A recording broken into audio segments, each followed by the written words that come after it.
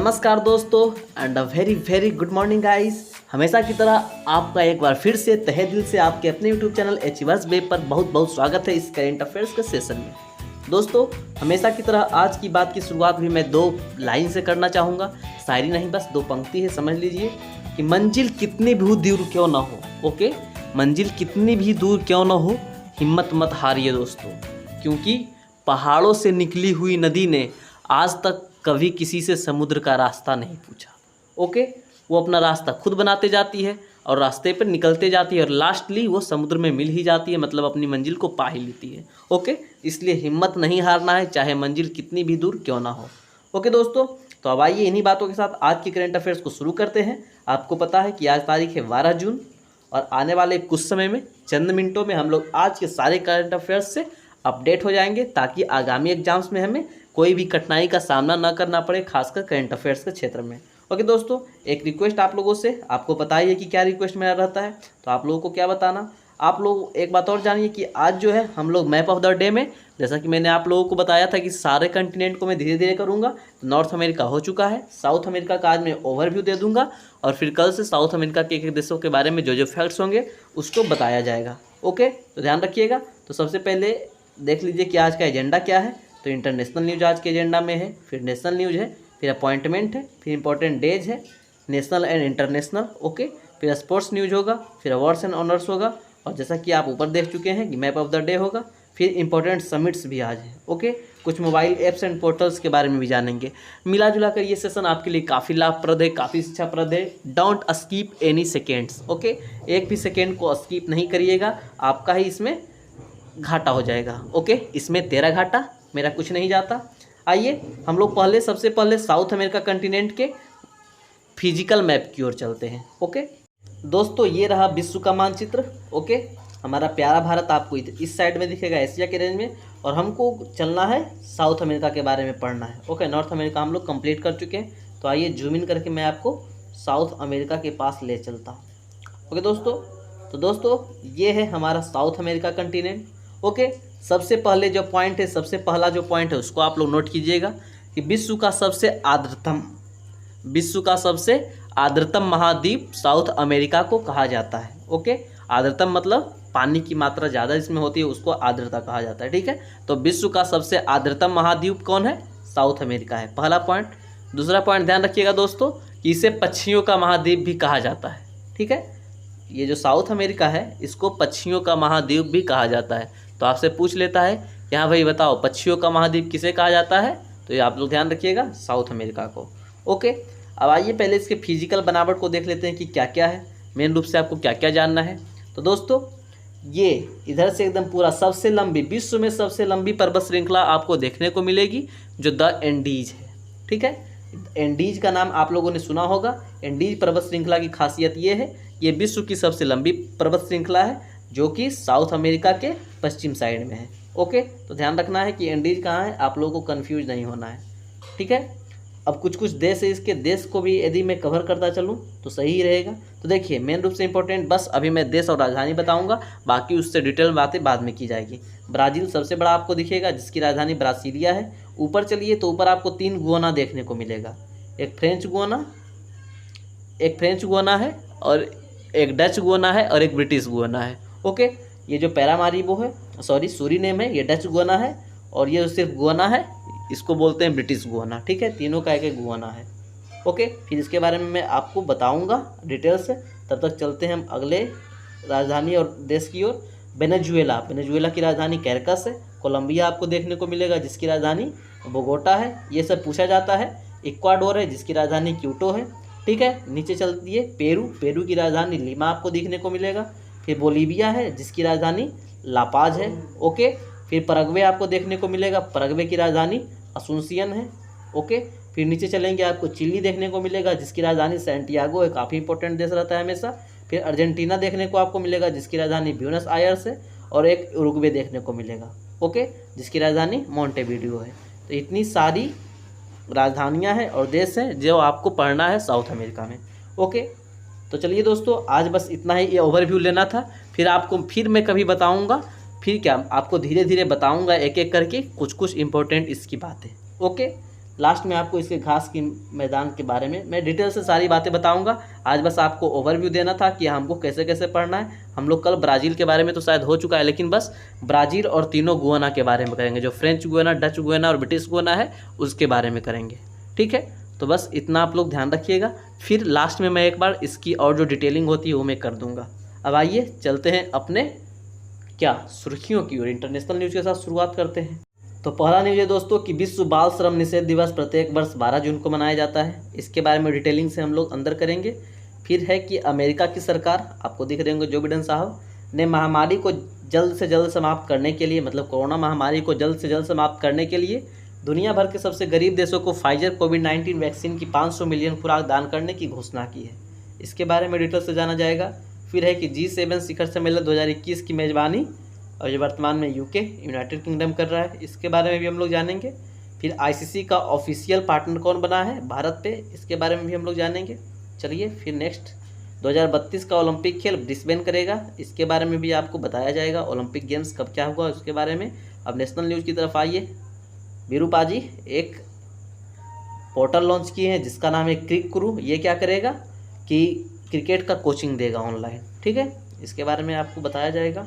फिर है कि गुजरात में स्थित मेडिटेक कंपनी मेरिल द्वारा स्वदेशी तकनीक से निर्मित रैपिड एंटीजन टेस्ट किट का कोविफाइंड इसे ICMR की ओर से अंतिम मंजूरी दे दी गई। मतलब कि एक और रैपिड एंटीजन टेस्ट किट को मंजूरी दी गई है ICMR की ओर, उसके बारे में हम लोग जानेंगे जिसका नाम है कोविफाइंड। ओके दोस्तों।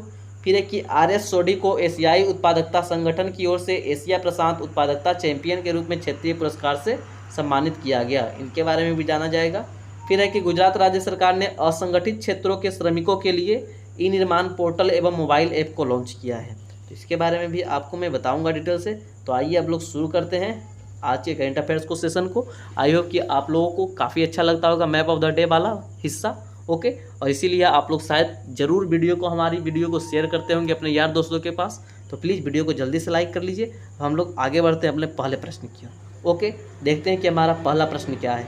तो हमारा पहला प्रश्न है कि हाल ही में विश्व बाल श्रम निषेध दिवस कब मनाया जाता है। When is the world child labour prohibition day celebrated recently. तो प्रत्येक वर्ष दोस्तों 12 जून को, कब, प्रत्येक वर्ष 12 जून को world child labour prohibition day मनाया जाता है। ठीक है, विश्व बाल श्रम निषेध दिवस। ओके, चलिए जानते हैं एक्स्ट्रा मसाला में इससे संबंधित कुछ तथ्य। तो पहला बात हो गया कि मानव दुर्व्यवहार एवं बलात्श्रम का निषेध संविधान के कौन से अनुच्छेद से संबंधित है। तो देखिए, शोषण का अधिकार अनुच्छेद 23-24 में है, ये तो आपको पता ही होगा, जो कि हमारा मूल अधिकार है।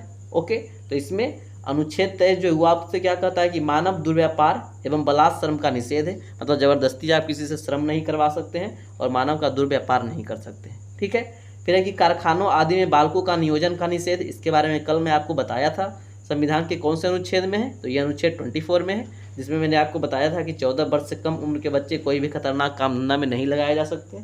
ओके, वैसे तो कोई भी काम धंधा में नहीं लगाए जा सकते, लेकिन यदि खतरनाक हो तो उसके काम धंधा में नहीं लगा सकते हैं। ओके, तो ये अनुच्छेद 23-24 था। अब आइए जून में जितने भी इंपॉर्टेंट डेज हुए हैं अब तक उसके बारे में हम लोग जानते चलते हैं। ओके, तो पहला है कि 1 जून को विश्व दूध दिवस मनाया गया, 3 जून को विश्व साइकिल दिवस मनाया गया। ओके, 4 जून को हिंसा के शिकार मासूम बच्चों का अंतर्राष्ट्रीय दिवस मनाया गया। 5 जून तो आप लोगों को पता ही है। 6 जून को आप लोगों को पता ही है क्या हुआ था। 8 जून विश्व महासागरीय दिवस।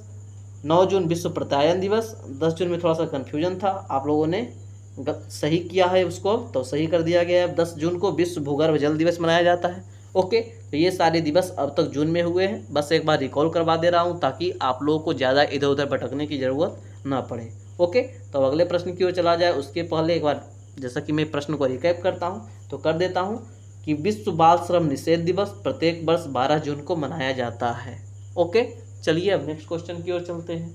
अगला प्रश्न है दोस्तों कि किस देश की सरकार ने कोविड महामारी को जल्द से जल्द समाप्त करने के लिए दुनिया भर के सबसे गरीब देशों को फाइजर कोविड-19 वैक्सीन की 500 मिलियन खुराक दान करने की घोषणा की है। Which countries government has announced to donate 500 million doses of Pfizer कोविड-19 vaccine to the poorest countries across the world to end the pandemic as quickly as possible. दोस्तों, अमेरिका की सरकार, मतलब कि अमेरिका के जो राष्ट्रपति है जो बाइडेन के द्वारा अभी जो चल रहा है G7, उसमें ये बात की घोषणा की गई कि हाँ भाई, हम लोग दुनिया के 100 सबसे गरीब देशों में, कितने दुनिया के 100 सबसे गरीब देशों में 500 मिलियन खुराक को दान करेंगे। अच्छा कदम है, अप्रिसिएट करने वाला कदम है। अन्य लोगों को जो सक्षम है उनको ऐसा कदम उठाना चाहिए, ठीक है। और गरीब देश मतलब क्या, जो वैक्सीन खरीद पाने में संभव नहीं है, सक्षम नहीं है। देखिए दोस्तों, गरीब देश आमतौर पर आपको कौन मिलेंगे, आप लोग अफ्रीका की सैर पर जाइए, अफ्रीका कंटिनेंट की, तो उसमें आपको भी बहुत सारे देश बहुत ज़्यादा गरीब मिलेंगे। खासकर मध्य अमेरिका वगैरह की हालत तो एकदम बदतर बनी हुई है। ओके, आप लोग कभी उधर घूम के देखिए, तब पता चलेगा कि कितनी गरीबी उधर है। ओके, फिर एशिया में भी कुछ देश आपको मिलेंगे। वैसे एशिया में तो लगभग गरीबी उतना है नहीं, लेकिन गरीबी मिल ही जाएगी। तो इस तरह से 100 देशों के बीच ये खुराक दान करने की घोषणा की गई है जो बाइडेन साहब के द्वारा। ओके, चलिए चलते हैं अपना एक्स्ट्रा मसाला की ओर। पहला प्रश्न है कि हाल ही में किस देश के शोधकर्ताओं ने कोरोना वायरस स्पाइक प्रोटीन के डीएनए का उपयोग करके एक टीका विकसित किया और चूहे और हैमस्टर पर इसकी प्रभावकारिता का परीक्षण किया। तो ताइवान ये काम करने में लगा हुआ है, ठीक है। फिर कह रहा है कि विश्व स्वास्थ्य संगठन ने कोरोना से लड़ने के लिए किस पहली चीनी वैक्सीन को इस्तेमाल की मंजूरी दे दी है। तो सिनोफार्मा को इस्तेमाल की मंजूरी मिल गई है, कब, आपातकालीन स्थिति में। ओके, अगला है कि वैक्सीन पासपोर्ट शुरू करने वाला देश कौन है। तो इजराइल। फिर है कि यूरोप में कोरोना वायरस से मुक्त होने वाला पहला देश कौन है। तो स्लोवानिया। और एक और देश भारत में जो है काफ़ी न्यूज में रहा है और उस देश का नाम है बयान। प्रश्न क्या है कि भारत का पहला गांव कौन सा बन गया है जिसने अपने सभी वयस्क आबादी को कोविड-19 का टीका लगाया। तो जम्मू एंड कश्मीर टेरिटरी में, यूनियन टेरिटरी में आपको बयान नाम का एक गांव मिलेगा। और इस गांव की खासियत क्या है कि इसके सभी वयस्क आबादी को कोविड-19 का टीका लग चुका है। ओके, तो बस इतनी सी बात थी कि जो बाइडेन साहब ने घोषणा किया है कि भाई हम लोग 500 मिलियन फाइजर वैक्सीन को डोनेट करेंगे 100 सबसे गरीब देशों में। ओके, ये न्यूज़ था आपका। अब चलिए अगले प्रश्न की ओर चला जाए। अगले प्रश्न पर जाने से पहले दोस्तों एक बात आप लोग समझ लीजिए कि यदि आपको इसका क्यूज देना है तो हमारे टेलीग्राम ग्रुप का लिंक, टेलीग्राम चैनल का लिंक नीचे डिस्क्रिप्शन में दिया हुआ है। कभी आप लोग डिस्क्रिप्शन भी घूम कर देख लीजिए, आपके लिए फ़ायदेमंद चीज़ भरी रहती है, तो उधर मिल जाएगा। और प्रत्येक दिन 12 बजे, दिन में 12 बजे क्यूज होता है इसका। साथ ही साथ स्टैटिक का भी क्यूज होता है जिसके टॉपिक्स आपको ऑलरेडी ग्रुप में दे दिया जाता है। ओके, तो नेक्स्ट क्वेश्चन है कि which of the following state government has launched e Nirman portal and mobile app for the workers of unorganised sector. निम्न में से किस राज्य सरकार ने असंगठित क्षेत्रों के श्रमिकों के लिए ई निर्माण पोर्टल एवं मोबाइल ऐप को लॉन्च किया है। तो गुजरात सरकार ने। किसने? गुजरात सरकार ने ई निर्माण पोर्टल और मोबाइल ऐप को लॉन्च किया है। किस लिए भाई? ताकि जितने भी राज्य में असंगठित क्षेत्र के श्रमिक हैं उनको दिक्कत ना हो, वो लोग आसानी से एक जगह से सारे काम कर पाए।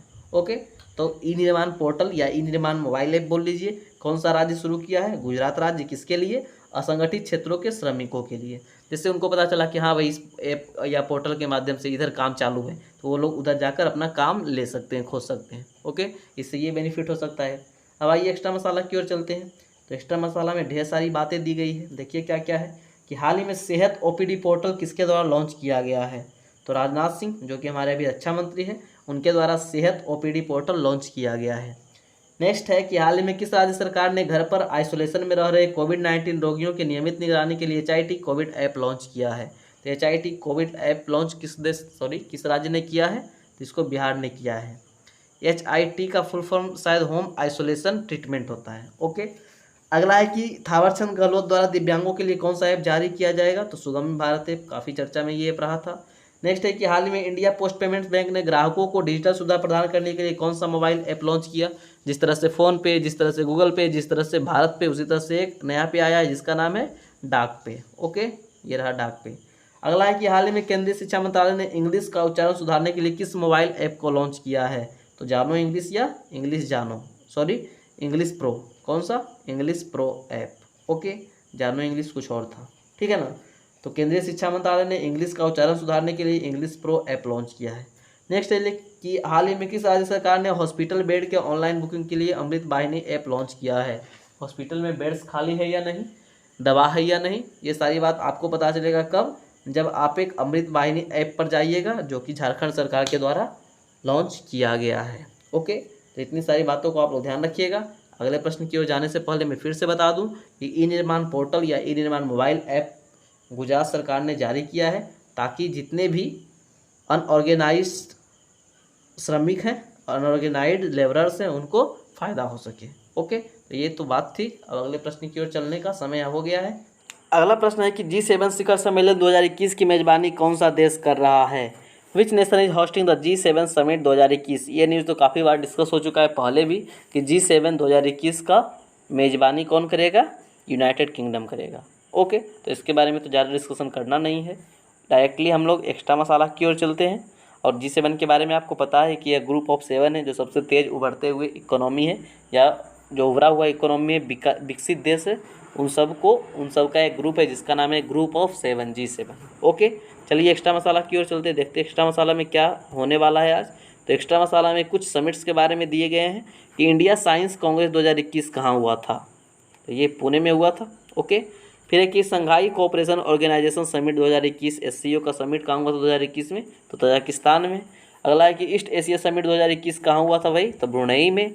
नेक्स्ट है कि Asia Pacific economic cooperation summit कहाँ हुआ था भाई? तो न्यूजीलैंड में।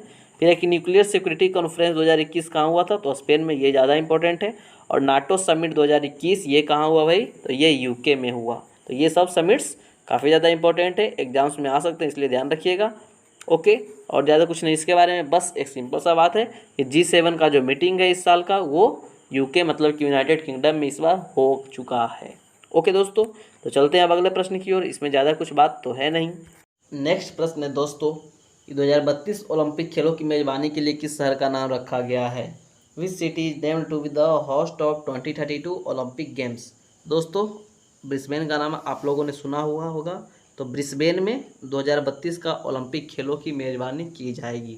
ओके, आज थोड़ा सा आप लोग को एक चार्ट बनाने का काम दे रहा हूँ। चार्ट मतलब क्या, आपको 2-3 पॉइंट्स लिखने हैं। क्या कि 2000 इस वाला तो आपको पता ही है किस वाला, यदि ओलंपिक हुआ तो कहाँ होगा?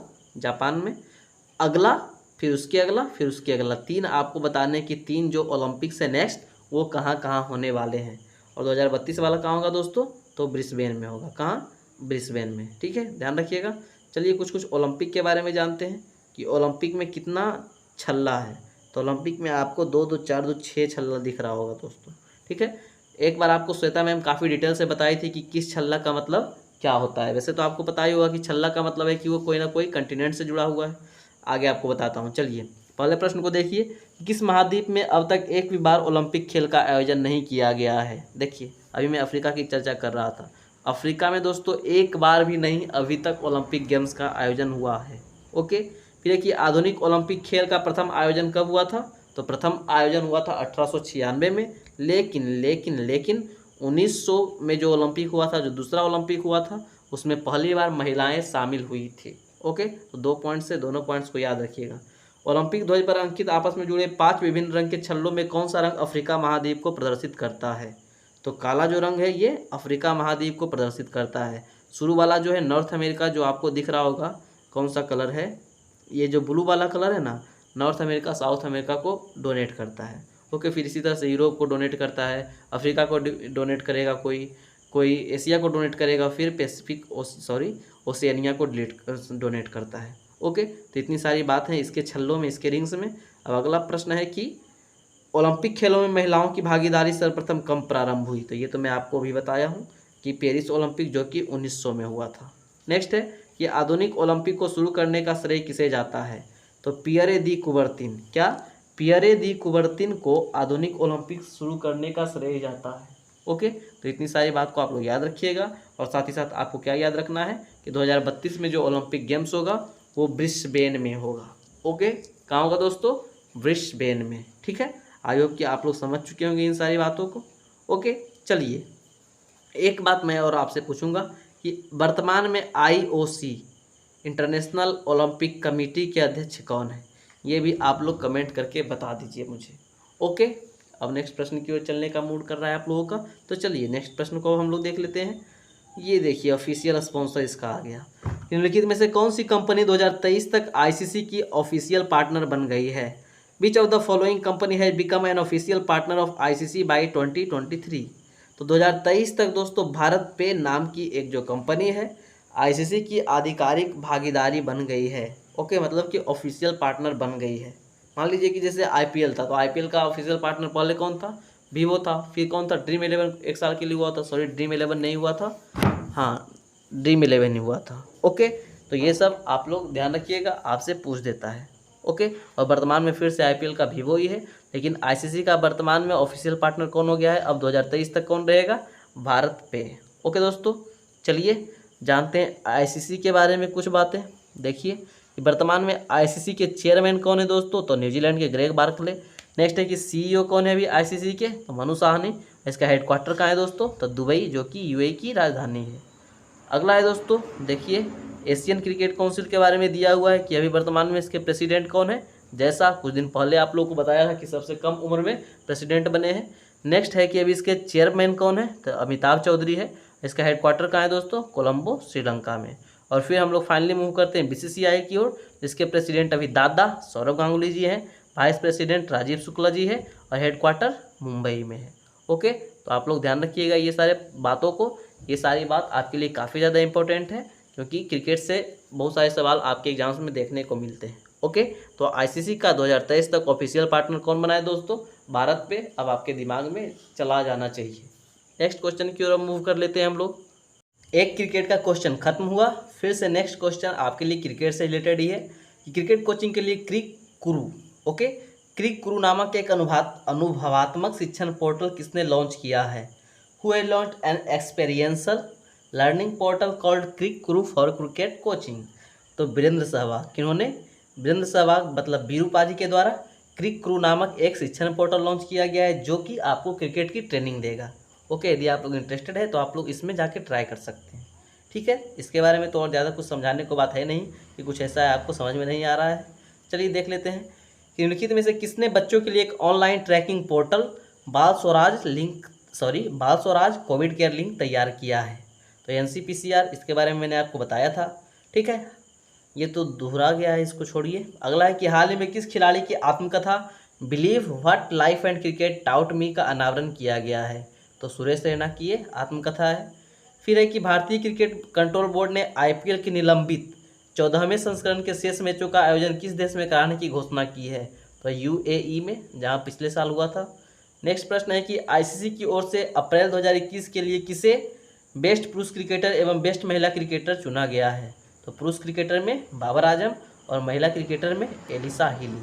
ओके, तो ये सारे एक्स्ट्रा मसाला के प्रश्न थे। ठीक है दोस्तों, तो ध्यान रखिएगा कि वीरू पाजी ने क्रिक गुरु नामक एक पोर्टल लॉन्च किया है, जो कि आपको क्रिकेट की शिक्षा देगा।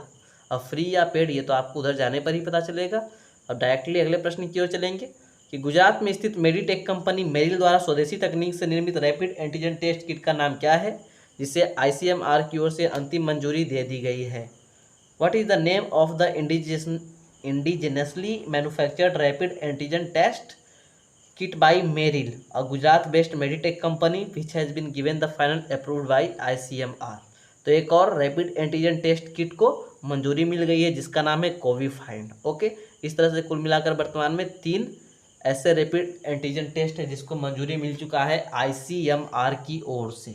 ठीक है दोस्तों, और ये जो कोविफाइंड है ये किस कंपनी द्वारा बनाया गया है, मेरिल कंपनी के द्वारा। ओके, सॉरी, मेरिल कंपनी के द्वारा। चलिए देख लेते हैं अब एक्स्ट्रा मसाला के प्रश्नों को कि निम्नलिखित में से किस संगठन ने पैन बायो कोविड-19 नामक दूसरे घरेलू रैपिड एंटीजन टेस्ट किट को मंजूरी दी है। देखिए ये दूसरा था। फिर है कि आईसीएमआर ने कोविड-19 की टेस्टिंग के लिए किस होम टेस्टिंग किट को मंजूरी दी है। तो कोविसेल्फ, एक आपको दिख रहा होगा पैन बायो वाला, और एक कोविफाइंड। ओके, ये 3 है। फिर है कि drugs controller general of India ने किसके द्वारा विकसित एंटी कोविड दवा 2-डिऑक्सी डी ग्लूकोज के आपातकालीन उपयोग के लिए अपनी मंजूरी दे दी है। तो डीआरडीओ के द्वारा ये कारनामा किया गया था, जिसको मंजूरी मिल गई है drugs controller general of India के द्वारा। ठीक है, अगला कि किस देश ने 1 मिनट में कोविड-19 का पता लगाने के लिए अस्थायी रूप से ब्रेथ एनालाइजर टेस्ट को मंजूरी दी है। ये सिंगापुर ने किया था। और फिर है कि निम्नलिखित में से किस संगठन ने डिप्को वैन नामक एक कोविड-19 एंटीबॉडी डिटेक्शन किट विकसित की है।